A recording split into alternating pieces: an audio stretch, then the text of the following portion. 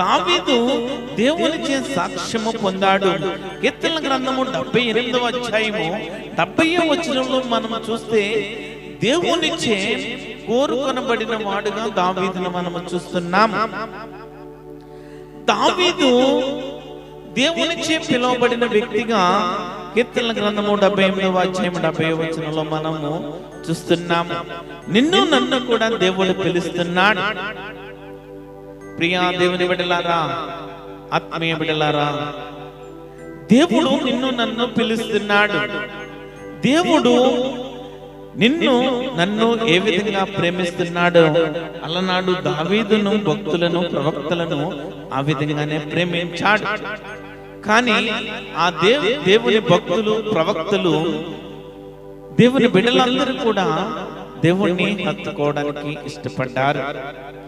నీవు నేను దేవుణ్ణి హత్తుకోవడానికి ఇష్టపడట్లేదు కనుక మనము మేలులు పొందుకోలేకపోతున్నాము. బైబిల్ గ్రంథంలో